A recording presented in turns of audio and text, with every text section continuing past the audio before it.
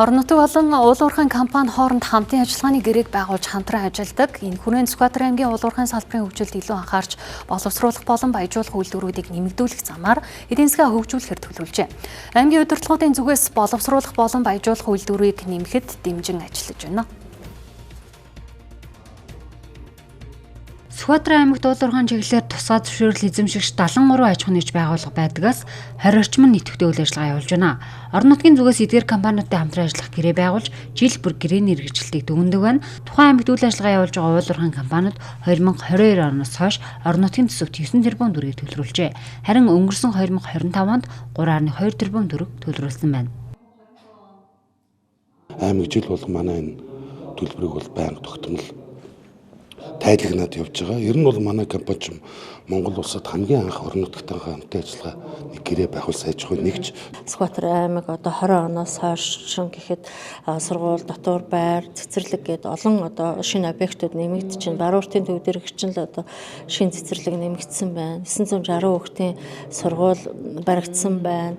Спорт одоо орон нутгийн хөрөнгөөр одоо олон цэцэрлэгт хүрээлэнгүүд байгуулагдсан байна ч гэдэг юм те. Энэ олон бүтээн байгуулалтад л одоо энэ хөрөнгө манаас зарцуулагдаад явж байгаа л гэсэн үг. Тэгэхээр мэдээж үр дүн бол байгаа. Сүхбаатар аймаг цаашид боловсруулах болон баяжуулах үйлдвэрүүдийг нэмэгдүүлэх замаар эдийн засгаа дэмжин оюутлогоо Эрдэнэт гэх мэт үйлдвэрээс хэд дахин том гэж хэлж болохоос хөнгөн цагаан боловсруулах үйлдвэрийг Эрдэнэ цагаан сумын нутагт байгуулна гэж мөн төлөвлөжээ. Мөн Сүхбаатар сумын дах Полиметалл компани цайрын баяжуулах үйлдвэр бүтээн байгуулалтаа эхлүүлсэн байна. Үйлдвэрийн ажилд 80 орчим хувьтай үргэлжилж эх 6 дугаар сард ашиглалтанд оруулахаар төлөвлөжээ. Энэ төсөл ашиглалтанд орсноор улсын төсөвт 257 тэрбум төгрөгийг төлрүүлэх боломж бүрдэнэ. Одоогийн байдлаар бол уурхайн бэлтгэл ажлууд хийгдэж явж байна. Хөрс болтын ажил, хөдөр олборлолтын ажлууд хийгдэж байна.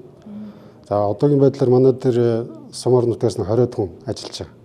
Нийт бол манай төслийн хэмжээнд бол 7 жилийн хугацаанд нийт 341 ажлын байр шинэ бий болж байна. 7 жилийн хугацаанд нийт 138 мянган тонн цайрыг баяжуулах төлөвлөгөөтэй байгаа. Жилд бол бид нэг 300 мянган тонн хөдөр цайрын өдрийг баяжуулаад 30 мянган тонн 50% цайрын баяжуул гаргана. Сүхбаатар аймгийн уул уурхайн бүх компани тээвэрлэлт Эрдэнэ цагаан сумын нутгаар дамжин өнгөрдөг. Ингэхдээ батлагдсан маршрутаар бус жолооч бүр дурын газраар зорчиж олон цалаа зам гаргаж байгаа нь байгаль орчинд сөргөөр нөлөөлж иргэдийн амьдрах эрхийг зөрчиж байна гэж сумын удирдлага үзжээ. Тараасын дагуу яваа гэж шаардаа шахаад ингээ олон жил болсон. Гэтэ өнөөдөр хүртэл явж чадахгүй байгаа юм чинь тодорхой хэмжээ шийдэл гаргах хэрэгтэй.